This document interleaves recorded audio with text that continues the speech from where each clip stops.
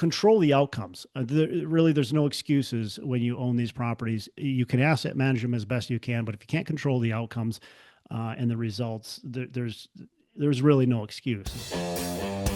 Hello and welcome to Pillars of Wealth Creation, where we talk about creating financial success with a special focus on business and real estate.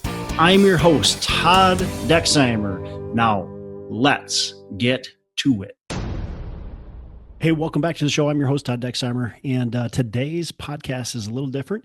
We did a webinar. Endurus Capital did a webinar just on what's going on in the market, specifically multifamily, but it plays a lot into commercial real estate and really even single family. And we talk a lot about the economy, but definitely very geared towards multifamily. So this episode is just going to really talk about what's been going on, what happened in 2025, what trends we're seeing, what we're excited about, what we're maybe a little pessimistic about, and how we're looking at the market. So hope you enjoy it. Welcome, everybody. Appreciate you joining me again. How do I pause that? There we go. All right. Like I said, Endurus Capital's 2026 multifamily outlook. We're going to be talking about what's going on in the economy, what we've been seeing here locally in the Twin Cities and in some of the other markets we're in, Kentucky mainly. And a lot of what I'm going to be starting with is just more national trends. So some of the things that are going on right now is rents are seemingly starting to stabilize throughout the country. And as I talk to, by the way, like the country is a big place. So there's a lot of different things going on throughout the country, right? So when I say rents are stabilizing, well, in the Midwest, we've had stable rents the entire time. We never really saw this big, huge jump in rents, and we've never seen a decrease in rents. I mean, rents went from going up by 5% a year to now going up by 3% a year. But we didn't see what some of the other places across the country saw, where they saw rents going up by 25%. And then all of a sudden now for the last, going on three, maybe even going on 4 years, but 3 years, negative rents, where I think a place like Austin, Texas, I didn't fact check this, by the way, but I saw a post, I think it was on X, that showed a graph of Austin, Texas, and said Austin, Texas is officially back to pre-pandemic rent levels. I don't know. Again, I don't know if that's true or not. I didn't fact check it, but they've had a crazy amount of inventory, and they've also had a crazy amount of rent decline. So talk about occupancy demand, inflation. Inflation's higher, of course, but look, I mean, it seems like it's sticky. We're staying above the benchmark, but we're at the same time, we're quite a bit lower than the high we saw a couple of years ago. And then we'll talk about buying opportunities. We think there's plenty of buying opportunities available to be had, and we're excited for that. Year-to-date recap. So 2025, we purchased 3 different assets. We purchased 99 lofts. If you follow me on LinkedIn, maybe Facebook a little bit, but LinkedIn is where I'm most active. I've posted a lot on this 99 lofts. If you're local here to the Twin Cities, it'd be a fun project to go take a look at. We bought it at 65% occupancy and did a massive renovation. I'll hit on that in a second. We also purchased 2 townhome communities, 81 total units in Coon Rapids and Burnsville. And then late 2024, we purchased 113 units, brand new construction in Louisville, Kentucky, and then another asset, 104 units, sister property right next to another one in North St. Paul. So that 99 lofts I was talking about, like I said, if you follow me on LinkedIn, if you don't follow, then do follow me on LinkedIn. I'm going to be posting a video of it soon too, of stuff we've done. But we purchased it in March 1st, and it was at 65% occupancy. Quickly went down a little bit in occupancy because we started doing a major renovation. We did $4.1 million renovation, 99 units, and we completed it in 9 months. So that was a heck of a project. Remodeled the full interior. Every unit is completely remodeled. Looks beautiful inside. Kitchens, baths, everything. We didn't leave anything untouched, really. And then exterior model, we painted the brick. And if you look at the picture above here, we took away the mansard roofs, which is old shingled angle roof, super ugly. Took that away, did did siding there, landscape riverfront improvements. Actually, we're getting ready to get a dock ordered here soon because we're right on the Mississippi River. Remodel the garage, bike station, the whole works. And then indoor amenities, we ripped out a pool, put a big pickleball court in there, got ping pong table, got golf simulator lounge, full service, huge fitness center, co-work space, podcast studio, mail room, dog wash station, red light therapy, sauna, cold plunge, you name it. We got a bunch, and so we're pretty excited because we're achieving above pro forma rents. And I think there's quite a bit of room to grow those rents too. So excited about that and just how it all came together. You never know when you're doing a project like that how well it can come together. And this one, did really well. So, and there's just a couple pictures of what we've done. The townhomes, quite a bit different project, but we're also doing remodel on those, and so we've remodeled, fully remodeled 3 units, 4 units total, 3 units at one place and 1 unit at another. Getting pro forma rent, I think again we're probably going to be able to achieve above pro forma rent. In Minnesota, it's a little hard to push rents too much in the winter. That's definitely not something we tend to do. So we'll wait until the spring leasing season and we'll push rents quite a bit on all these and kind of see where we can get. So we're really happy with the results we've received so far. And then the late 2024 purchases, like I said, Brentlinger, that was a 2023, 2024 build, getting pro forma rents, good occupancy. And same thing with Regency Park. One of the things that I think is important on all of those assets is kind of just our strategy and what we've changed. And I'll talk a little bit about this as we go on too. But one of the things that we have focused really on is well-located properties. We've really tried to make sure every property that we're purchasing is in a really good location. We're also trying to make sure that these properties are in high demand in those locations. And then the last thing, well, among many others, but good, strong fixed rate debt, low leverage fixed rate debt, and that's something we've been able to achieve. So here's a big recap. I think this is probably our biggest win. Purchasing properties is great, but operating those properties effectively is more important than anything.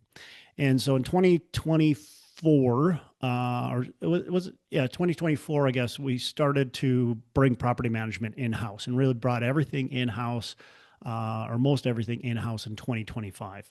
And so one of the major things is most third-party property management companies we have fallen short in one way or the other, or many ways sometimes, where it was just, it's frustrating. We're not able to achieve the rent growth we want. We're not able to achieve the occupancy we want. We're not able to hire and fire when we want and who we want. We're not able to create the culture that we want. Whatever it might be, there was always something lacking with a lot of these third-party property management companies. So in 2024 and 2025, we took property management in-house, and that was to create efficiencies and allow us to really control the outcomes. There's no excuses when you own these properties. You can asset manage them as best you can, but if you can't control the outcomes and the results, there's really no excuse. And so that's what we wanted to do. We wanted to create a culture of an environment that we could build for our staff to thrive, for our properties to thrive, be able to increase revenue when we saw opportunities, or increase revenue and decrease expenses when we saw those opportunities as well. So since taking over management, and mind you, a couple of them we just took over in December. So this is actually skewed downward because of those. But since taking over management, we've grown occupancy by an average of 6% across the board, and our income by about $150,000 a month. And so that's about a 44% increase in NOI. That's pretty exciting. And when you take out those properties that we just took over in December, we actually increased occupancy by over 9% on average. So good results so far. Of course, there's always more work ahead. There's always continue to improve and to become better. And Matt is in charge of kind of that aspect of the business along with Daniel. So they've been working really hard, putting in probably way too many hours. But hopefully, as we continue to grow and get better, that you know maybe if Matt's not putting in 200 hours a week. Is that even possible? I think if it's not possible, Matt's still probably doing it somehow. um, so yeah, and then on the purchase side, um, purchased $60 million, five multifamily assets, and like I said, over a 16-month period of time, over the last 16 months, low leverage, long term fixed rate debt. So those are 2025 kind of wins. So what's going on in real estate? What are some trends affecting real estate? So I wanted to try to figure, okay, what are the trends? We always look at, are we excited to buy real estate, or should it be pencils down? Should we be really cautious on buying real estate? And it's a little bit of a mixed bag, right now. There was definitely reason for caution over the last few years, and there's still some reason for caution now. But I think now more than ever, as I'll show you throughout this presentation, there's a reason for major optimism, along with obviously being cautious and prudent. So some trends affecting us are 100% bonus depreciation is back. So that's a great thing. I mean, if you're invest like let's call it $100,000 and you can take advantage of the tax depreciation, you can get a negative K1 at the end of the year that shows that you've got a 75 to $100,000 loss, and even in some cases over $100,000 loss. So that can be a big tax benefit for those of you who can take advantage of that. There's a new Fed chair likely coming. I think pretty much for sure coming. What's that going to do? Is that going to drop the Fed funds rate? And by the way, if the Fed funds rate drops, does that even drop Treasury rates, which truly affect our interest rates for our mortgages? It's been a very interesting, last 6, 12, probably 3 years, quite frankly, of interest rates and what they've done. But over the last several months or several quarters, every time the Fed seems to drop their benchmark, treasuries go the opposite way. So mortgage rates have not really gone down, even though the Fed keeps softening its stance. So we'll see what happens there. I don't think myself, and I think if I speak for Drew and Matt, I think they probably agree with me. I don't think we see that interest rates are going to drop too much over the next 12 months. I mean, maybe we'll see 25 BIP drop in mortgage rates. If we get aggressive, maybe it's 50. But I don't think, and Matt and Drew, you guys can jump in if you feel otherwise. But I don't personally, I don't think that we're going to see this big drop. I think rates are fairly sticky over the next 12 months. There's a 20, there's a $200 billion directive for Fannie and Freddie to buy, mortgage bonds. So we'll see how that plays into the market and what that does.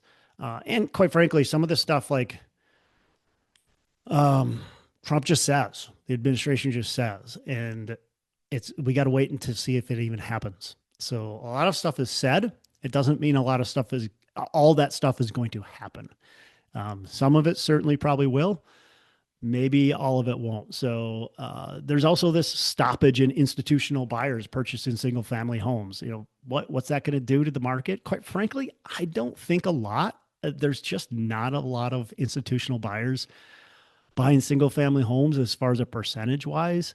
So I don't see that really doing much to the market. Maybe a little bit, maybe a little bit of fluctuation on how many homes are for sale, and maybe it's a little softening of the single family. I just don't see it making much of a difference though. Inflation, like I said, inflation's been sticky, but we're certainly down. But we haven't got down to the 2% benchmark yet, so we'll see where that goes. Tariffs, I think this is interesting, and it'll be interesting how it plays out over the next 12 months and longer.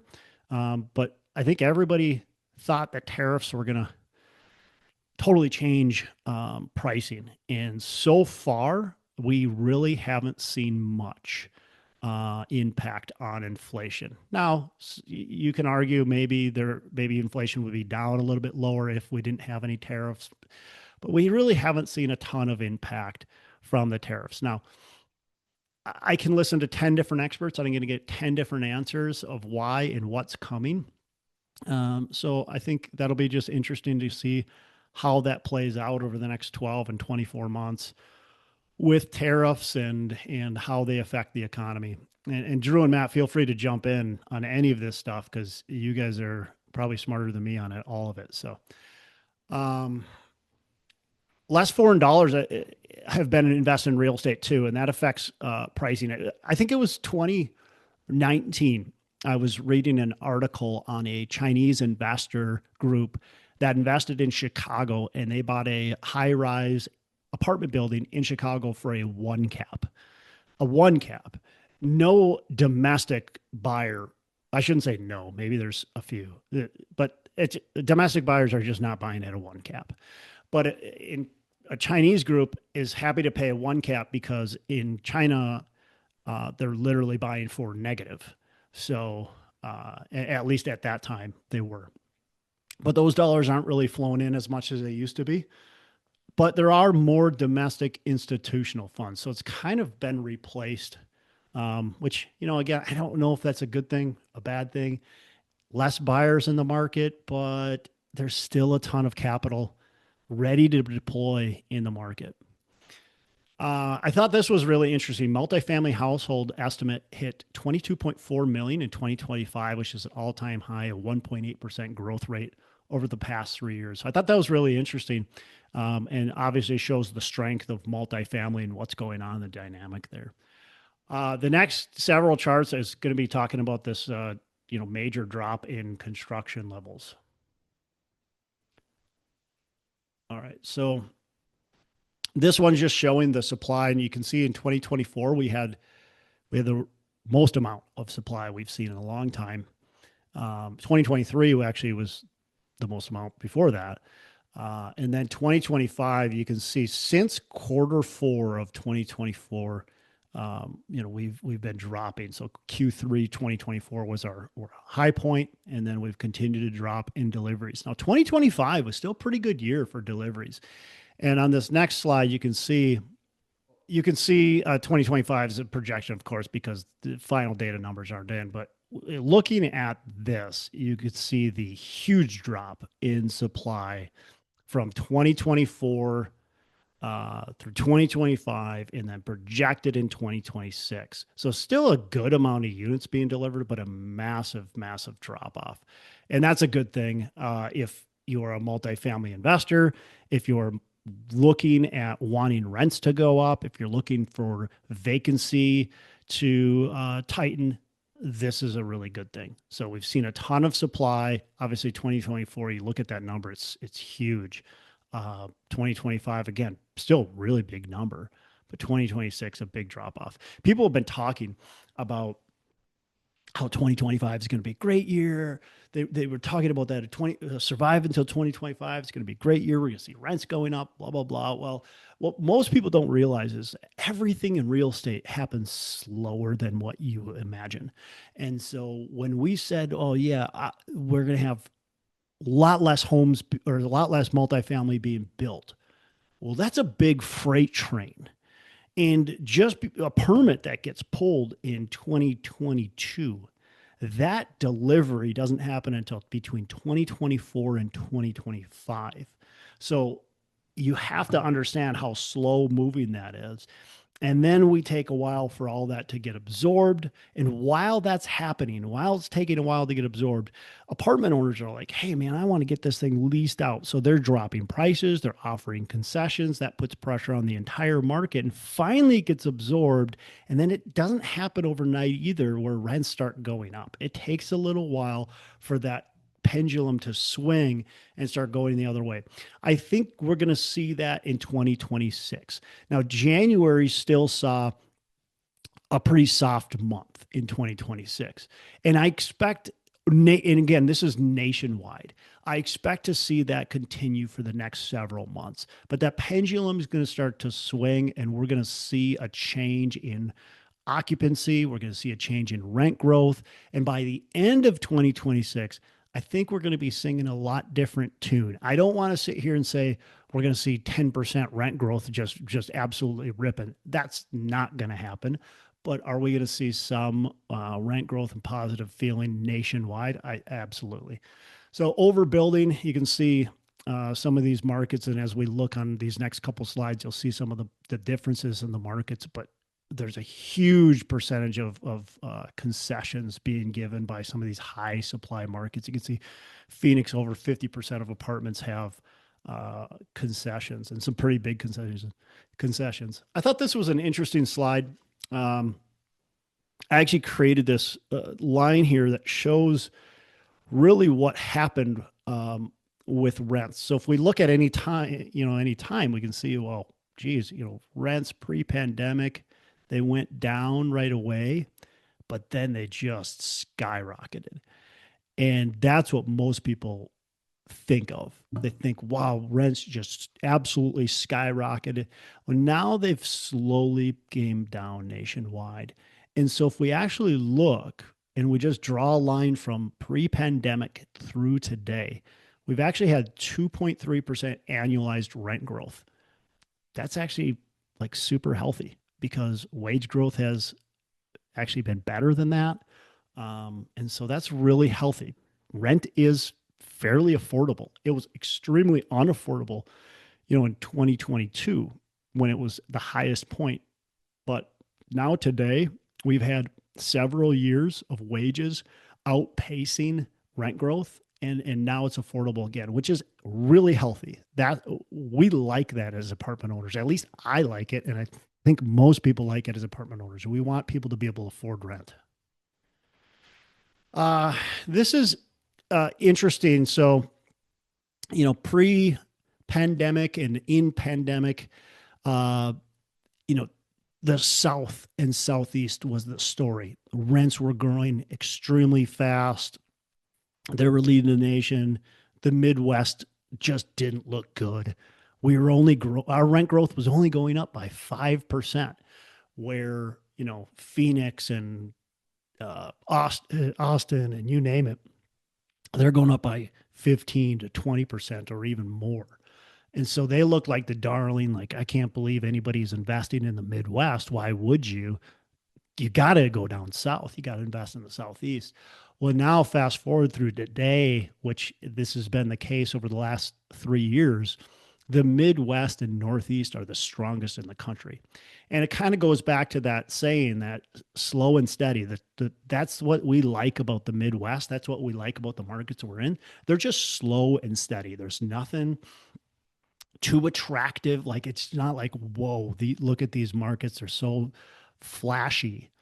That's not the Midwest. We're just slow, steady growth. And we're seeing that right now. And if you look, I got the Twin Cities highlighted here, positive rent growth. But look at the markets we see: New York, Chicago, Twin Cities. We do have San Francisco in there, but they had a huge, huge downward spiral out of COVID. Kansas City, Philadelphia, Columbus, Ohio, which we're in, and you name it. Finally, we get down to these negative growth markets, and look where they are. They're in the South. They're in the Southeast. So we've kind of got a tale of many, many cities, but different regions where we're seeing the Northeast and the Midwest rent growth. We're seeing most of the rest of the country either flat or negative. And this next chart kind of shows it too as a country, kind of what's going on as far as rent growth and no rent growth. But even in the Midwest, you have some markets like Des Moines. They had a lot of deliveries, right? Sioux Falls, a lot of deliveries. Madison, Wisconsin. So you're seeing some markets where there are some, negative rent growth happening just because of oversupply.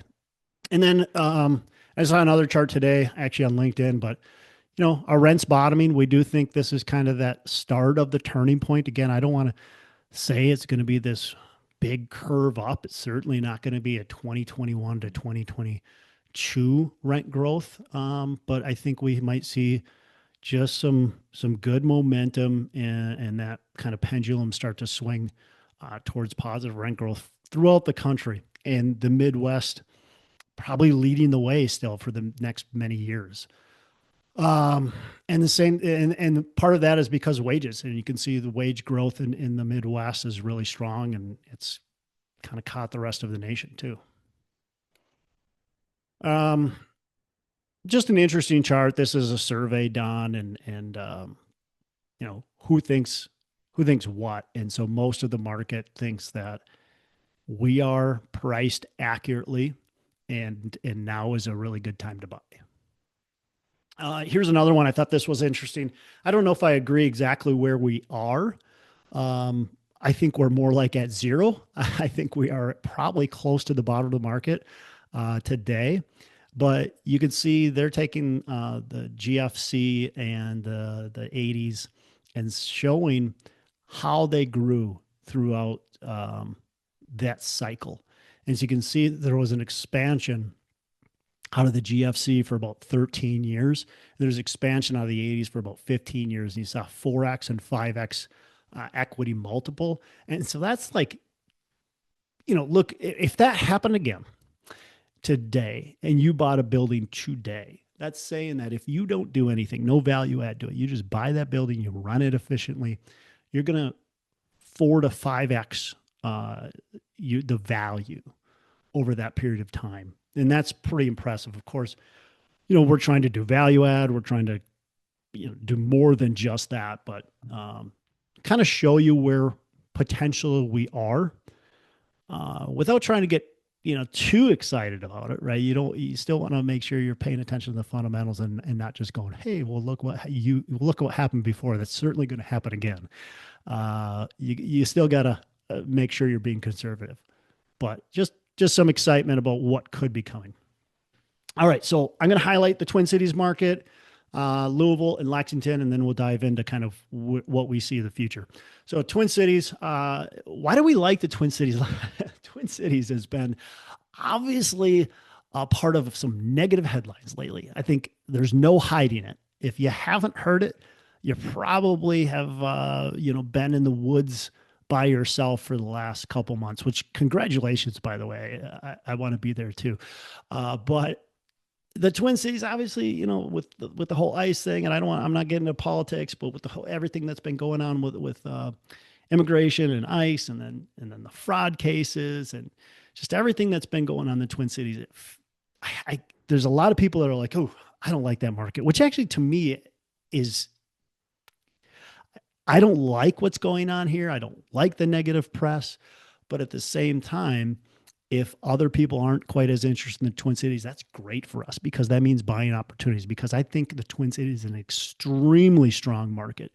We are ranked 14 with the U-Haul moves, meaning people are moving in to the Twin Cities. There more people are moving in than are moving out.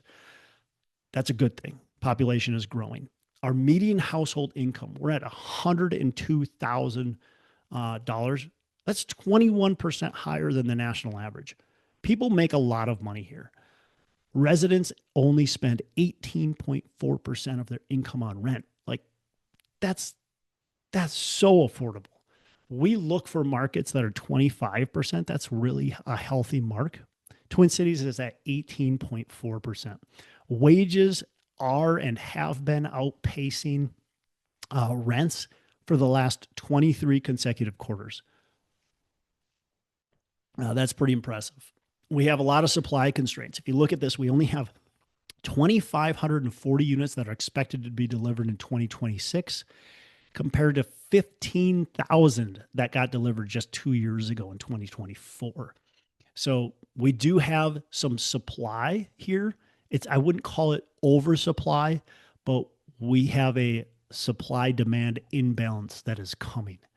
And so obviously anybody that knows supply and demand and economics, when your demand far outweighs your supply, there's likely to be growth in rents. So we see 2.8% right now, which is really healthy. And I would say we're going to continue at that pace, and in many submarkets, we're going to far exceed that pace. And in fact, some of the submarkets we're in right now, the rent growth is 4%, or and maybe a little bit higher even, just a ton of demand. It's funny though how bifurcated these markets can be, because even in the Twin Cities, um, where we are in Champlin, that's about 4% rent growth. But in a really, really good submarket, Wyzetta, uh, there was just a stat the other day that said those rents dropped by, I think it was $350 a month, I believe. So pretty good rent drop. Why did that happen? They've had quite a few deliveries and remodels that have happened in that location. And so there's just rents that are dropping. Will it bounce back? Yeah, absolutely. It'll drop back. It'll bounce back quickly. Twin Cities is one of the top trending markets. Just seeing a lot of positive things happening here.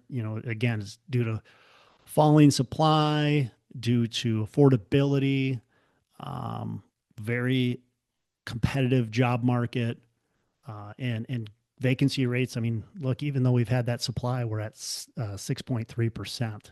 So, and that's continuing to drop.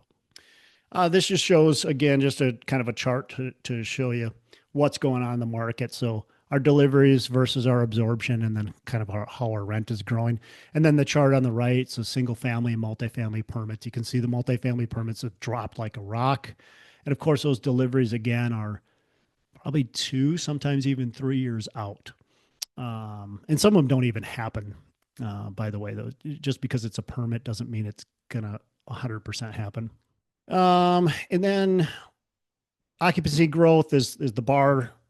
Rent growth is the bar, and the line graph is showing occupancy growth. So, and then 2026 kind of projected to still continue at a nice pace. All right, Louisville, Kentucky, number one logistics hub. We got 2.5% rent growth, 93.7 occupancy, and we've got more units being absorbed than delivered. Another, good thing, obviously. We expect to continue to see more absorption than units. Units being delivered have dropped off pretty drastically. Job growth just continues with nearly 10,000 new jobs expected in 2026, and a good solid unemployment rate. You can see household growth continues to grow. Got a lot of supply and demand. Again, the demand being your absorption rate. Occupancy's dipped a little bit, but still holding pretty strong. And same with rent growth. Rent growth has slowed, but still pretty strong. And then Lexington, Kentucky population growth 0.7% compared to 0.4 in the U.S. Unemployment rate's 4.4. Rent growth of 2.7%. I thought this was really interesting. There's less than 200 units are projected to be completed over the next 18 months in Lexington, Kentucky. And again, healthy rent to income ratio of 20.3%. So we like that. You look at the bottom chart here, that just shows like there's nothing being delivered. There's roughly 175 units that'll be delivered here in Q1. And then there's really almost nothing all the way until a projection in mid 2027. And the rent's just kind of slow and steady. Again, we like Louisville. We like the Twin Cities. We like Lexington. Slow and steady growth. All right. And some of the, look, I've presented on those markets because that's where we're in, but there's other markets we're interested. We have property in Columbus. We've had a tough time finding deals in Columbus, but we like the market. We like what's going on there. We like Indianapolis. We like Cincinnati. We like these kind of slow, steady growth markets. But we do see some opportunities in some of these other markets. I think the most important thing that when we look at our underwriting, and I'm going to be doing a webinar again on how to look at underwriting. But when we look at our underwriting, we want to make sure we're modeling currently what's happening today. And I think that's the most difficult thing is we look at some of these other markets. We looked at a deal in San Antonio because our asset manager, Daniel's in San Antonio, and that would be an easy market to hitch on with him being down there. in being able to bring in in-house property management. But we looked at that, and it's really hard to get on to get with these properties. And one of the major reasons is most people that we're competing with are showing rent growth at 3% or so, maybe even higher than that in year one. Well, when rent is currently negative 4%, you just can't project a 3% rent growth. So if we're being realistic, we actually have to project negative rents in year one, probably near zero in year two before we actually see some growth. So I think that's so super important as we look at properties in the future, what's actually happening in the market today and what's reality into the future to try to best navigate to where we can be, conservative yet still opportunistic on what we see available. So we're excited about 2026 and 2027 and where opportunities lie. But again, we want to be cautious yet optimistic. I think the tailwinds are clear, right? We've got a big drop in new deliveries.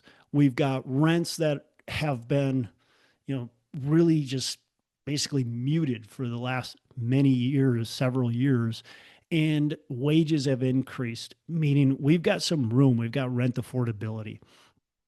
I think there's a lot of opportunity for us tailwinds as far as in-house property management now, being more efficient, continuing to grow the company and managing these properties properly. So those are just some things that we're excited about. Lessons learned from this last cycle. So as we look at our portfolio, as we look at other people's portfolio that we're familiar with and kind of look around the market, we think there's a couple of things that I think really stand out. One is us personally, fixed rate debt is super important. You've got many risks that play into the factor of your success, and one of those is the debt structure. And so we're looking at low leverage, fixed rate debt with a good debt service coverage ratio. And that's really important because it allows us to know that variable, if you have variable debt, like you can't predict what's going to happen in the market. Fixed rate allows us to know that that's there. Strong DSCR means we can pay that debt. And low leverage means if the market goes down, we aren't worried as much about the valuation because we have low leverage, because we fix the debt, and because we have cash flow. So those are really important. Reserves, we've always been big on reserves, but I think now more than ever, we understand how important reserves are. And really, when we look at these older properties specifically, if you look at a Regency Park that we purchased, big reserves, we had like a $500,000 just reserve for stuff like plumbing and HVAC that could go wrong. Big reserves like that are super important on these older buildings because they have aged. All of the mechanicals have aged. And one of the reasons why we keep on losing out on those deals is because most people don't do that. But it doesn't matter for us. We have to, we feel it's an obligation to account for that type of stuff. Whether we need it or not, we'd rather have it. And cash flow matters. I think we've always believed in cash flow, but now more than ever, we believe in cash flow. And especially early in a cycle and late in a cycle, I think those cash flow really matters during those times. Let's see. Trying to think if there's anything else. Matt, Drew, you guys have anything else? Any other thoughts on kind of the future, on what's going on right now, things you're excited about? I think you framed it really well, Todd.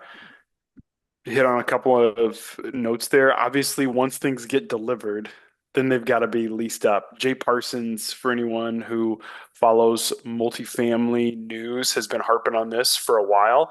Everyone was super excited when we came into 25. Hey, supply's finally fallen off. Well, yeah, they're not being delivered, but now they're being leased up.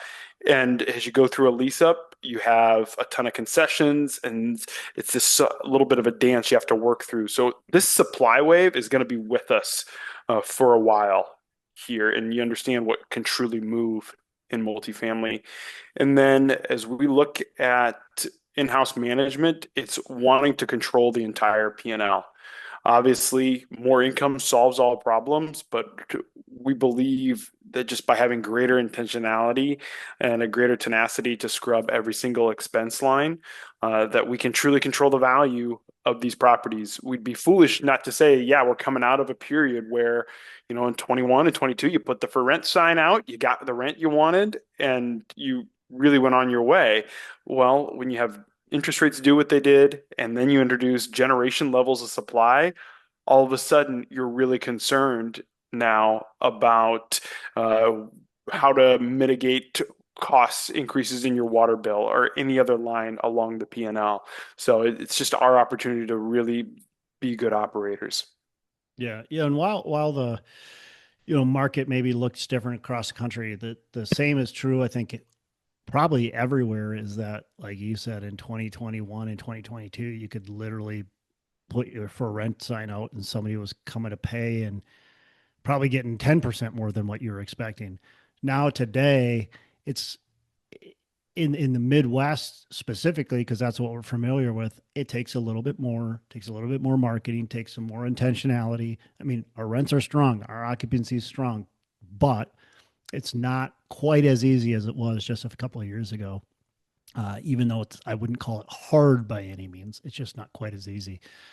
Um, Drew, I'll let you jump in a second. I was thinking about opportunities on the horizon, and one of the things that strikes me is I think a lot of people are expecting a lot of distress in the market, and we have not seen a lot of distress in the market.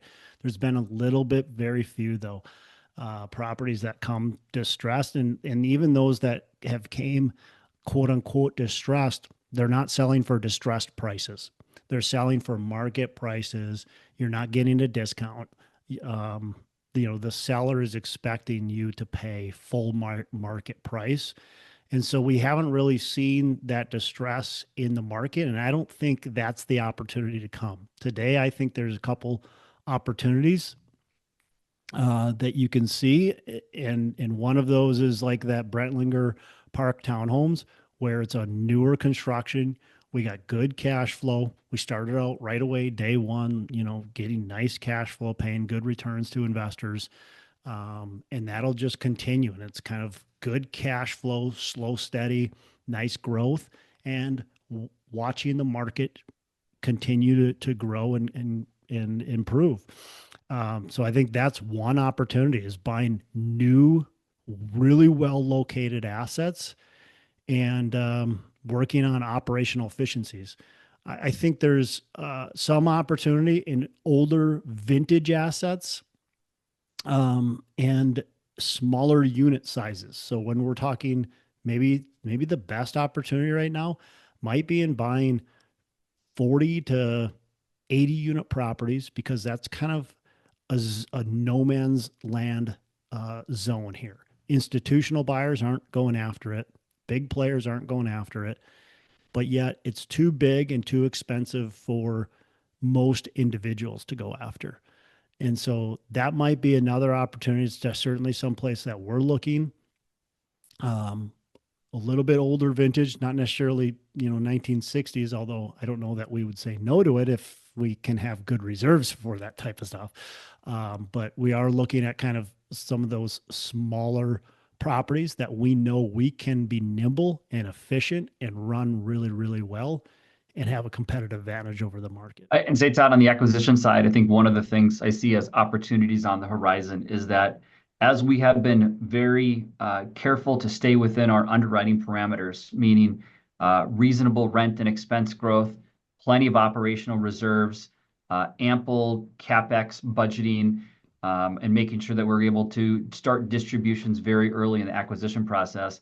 A year or two ago, our underwriting gave us acquisition prices which were pretty far off from where things were trading at, and we did get a couple deals done. But one thing I'm excited about is that our underwriting process that we have stuck with is starting to come more in line with where sellers are willing to trade their properties at, right? So we're not 20% off between our ask and what something sells for. We're 5 to 10% off. So that gap's coming down, which means as long as we continue to stay diligent and maintaining our underwriting parameters, we're going to get some more deals that fit the kind of returns that we've had and that we sort of feel like we need for this next 2026 and 2027 acquisitions.